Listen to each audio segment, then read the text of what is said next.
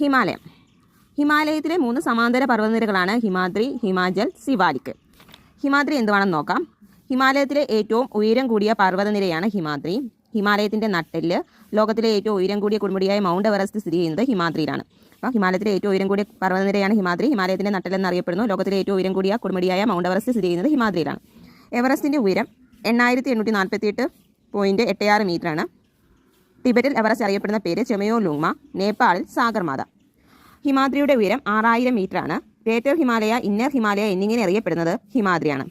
ഹിമാദ്രിയിൽ സ്ഥിതി ചെയ്യുന്ന പർവ്വതനിരകൾ: mount Everest, Kanchenjunga, നംഗപർവ്വതം. ഇത്രയുമാണ് ഹിമാദ്രിയിൽ സ്ഥിതി ചെയ്യുന്ന പർവ്വതങ്ങൾ. പൂർണ്ണമായും ഇന്ത്യയിൽ സ്ഥിതി ചെയ്യുന്ന ഏറ്റവും ഉയരം കൂടിയ കൊടുമുടിയാണ് ഏതെന്ന് പറയുന്നത് നന്ദാദേവി. ഹിമാദ്രിയിൽ സ്ഥിതി ചെയ്യുന്ന രണ്ടാമത്തെ ഏറ്റവും വലിയ കൊടുമുടിയാണ് കാഞ്ചൻജംഗ. കാഞ്ചൻജംഗ ബയോസ്ഫിയർ റിസർവ് എവിടെയാണ്? സിക്കിമിലാണ്.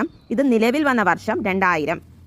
കാഞ്ചൻജംഗ ബയോസ്ഫിയർ റിസർവ് നിലവിൽ വന്ന വർഷം 2000 ആണ്. ഇനി അടുത്തത് ഹിമാലയത്തിലെ പ്രധാന കൊടുമുടികൾ. മൗണ്ട് എവറസ്റ്റ് നേപ്പാളിലാണ്, 8848.86 മീറ്റർ.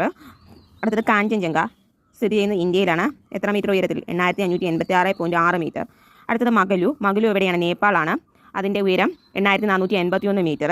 അടുത്തത് ദൗലാഗിരി എവിടെയാണ്? നേപ്പാളാണ്. അതിൻ്റെ ഉയരം 8172 മീറ്റർ. അടുത്തത് നംഗപർവ്വതം ഇന്ത്യയിലാണ് സ്ഥിതി ചെയ്യുന്നത്, 8126 മീറ്റർ. അന്നപൂർണ നേപ്പാളിലാണ്, 8078 മീറ്റർ.